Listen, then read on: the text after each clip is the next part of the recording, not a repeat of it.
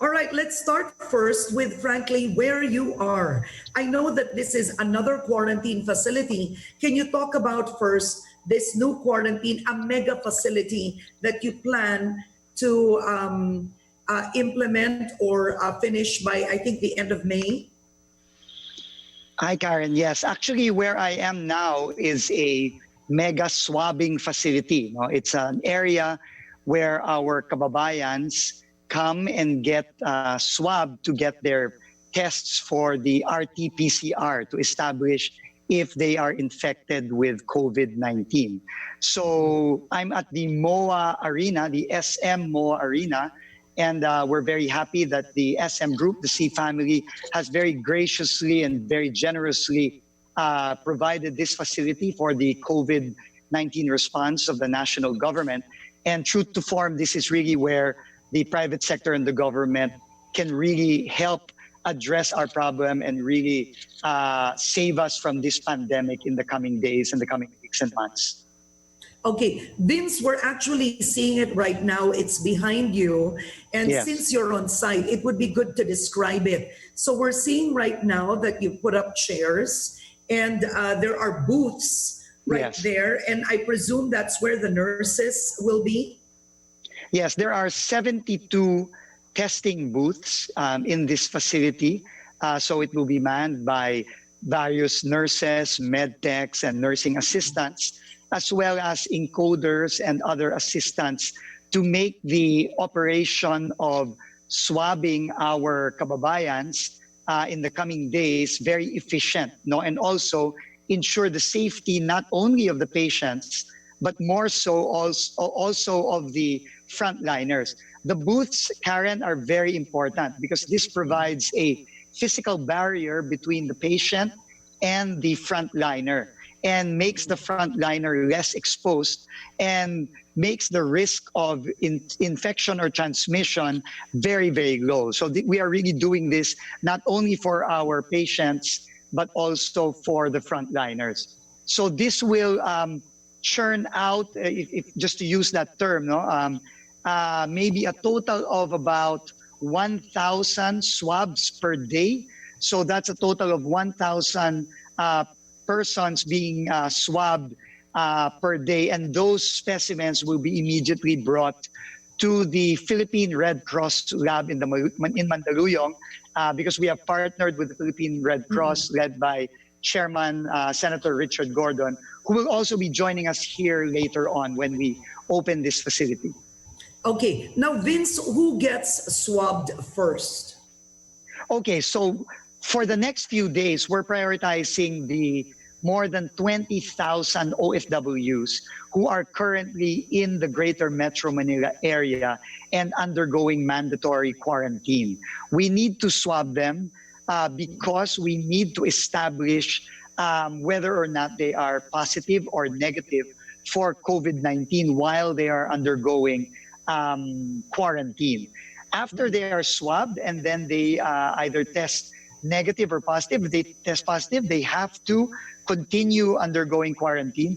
If they are negative, then they are given a certificate attesting that they are already negative, and then they can now go home to their places of residence and undergo home quarantine. So that's the first one. After we have completed and finished the 20,000 more or less OFWs, we are then going to proceed to partner with our local government units so that the prospects, the suspects, and the probables in the communities are going to be brought here and swabbed as well. So this is all part of the ramp up of testing by the national government in order for us to more effectively control the spread of the virus throughout our communities. Okay. Now, Vince, the Philippines is lagging behind its neighbor Vietnam when it comes to testing. The government was criticized because its earlier target of 8,000 tests a day by April 30 was not reached. And you aim to essentially have 30,000 COVID swab tests a day. Right Yes. now, we are only doing 5,000.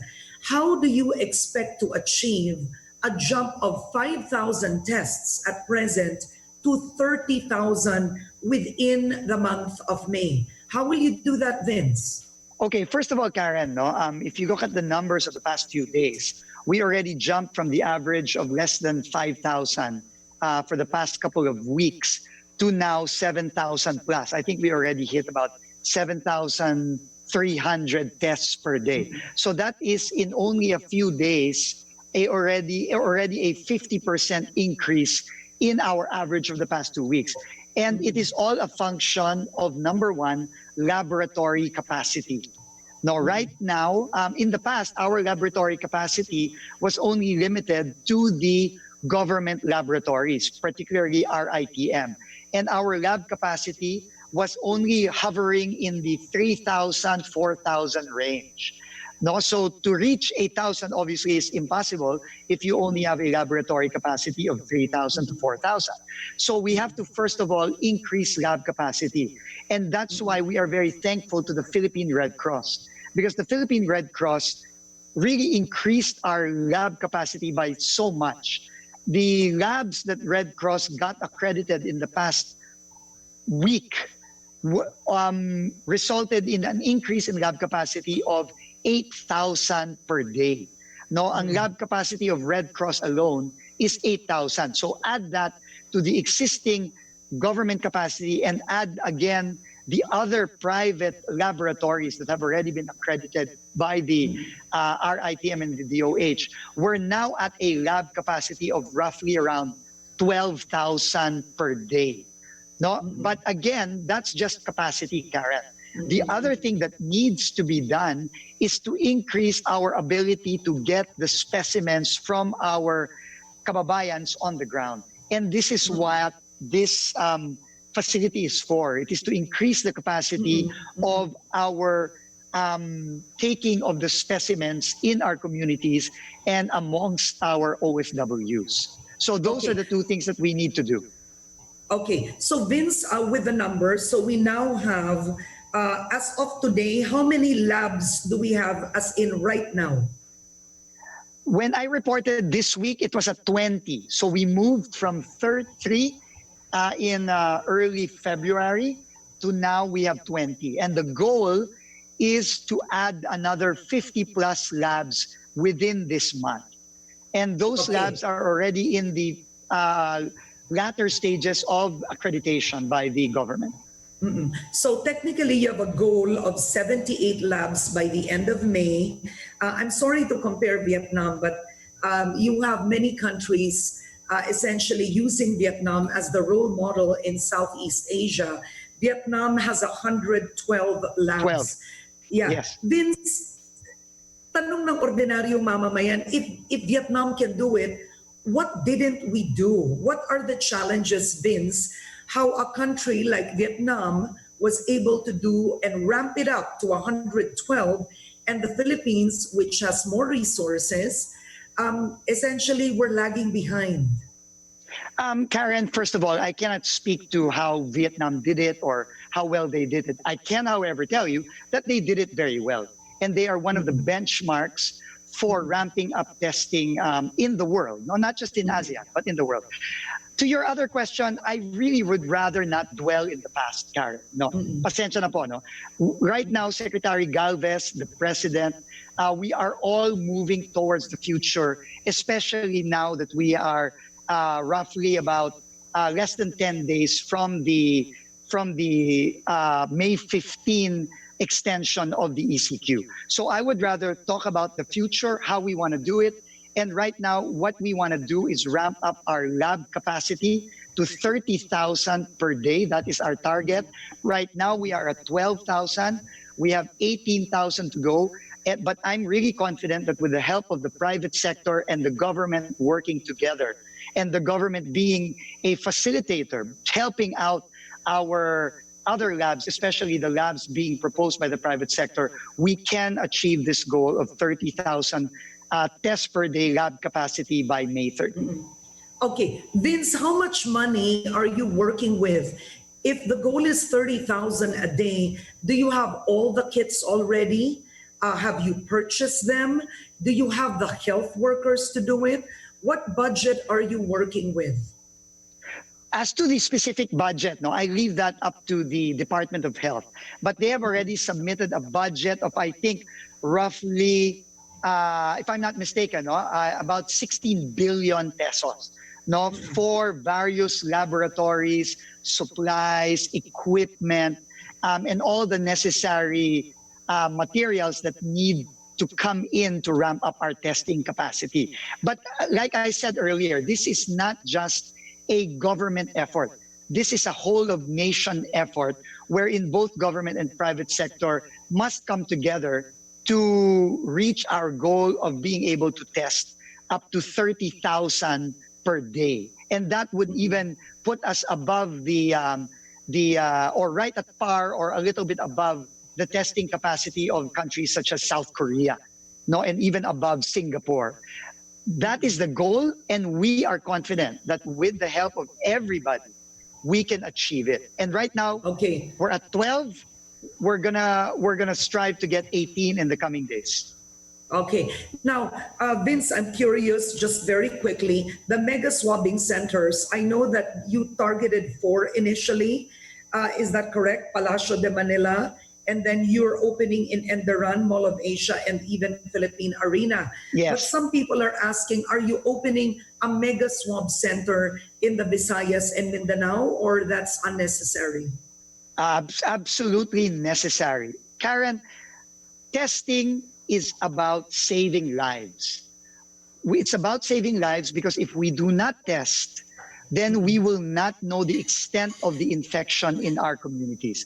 And as we can see now, no, the infection is not just in NCR, it's not just in Calabarzon, it's not just in Luzon, it's also in the Visayas, it's also in Mindanao. And we have to set up this entire infrastructure network of swabbing facilities, quarantine facilities, testing facilities all over the country. In fact, to your point, I will be traveling to Cebu on Saturday, tomorrow, and we will be meeting with the local officials and the provincial officials there, and we will be giving all our support to assist them to set up facilities such as this, such as our quarantine facilities in World Trade Center, PICC, Rizal Memorial. Secretary Galvez, our chief implementer, will be traveling to Mindanao, to Davao and the Caraga region, to also help everybody in Mindanao ramp up its facilities, because this is what is absolutely necessary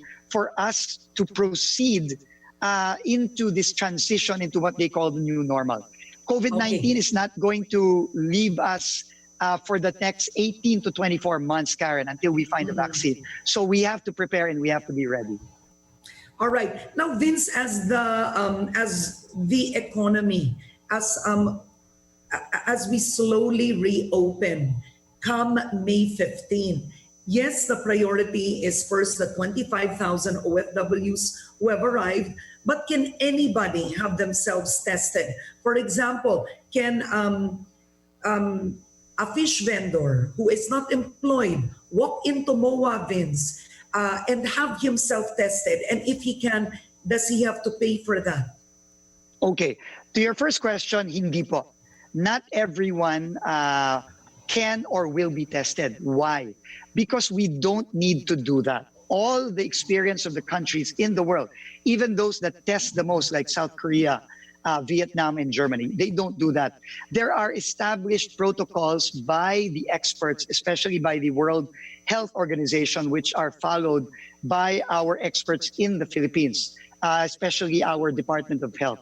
There are strict protocols, but what we want to do now is expand those protocols. No, as we move into the so-called new normal, we will expand these protocols so that we can further find the spread of the virus in our communities. One particular point there are what they call the asymptomatic carriers. These are people who do not exhibit symptoms, but are positive for the virus or may be positive for the virus. We have to expand it to that. But looking for the asymptomatics is very delicate and quite complex and difficult, because that's where contact tracing must be very aggressive. We have to find the contacts of those that have already tested positive and find those, even if they are not exhibiting symptoms, they must also be tested.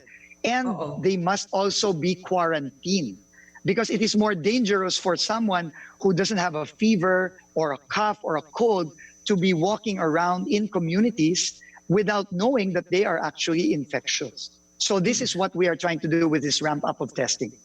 Okay, what is the target, Vince? So far in the Philippines, only 0.11% of the population has been tested.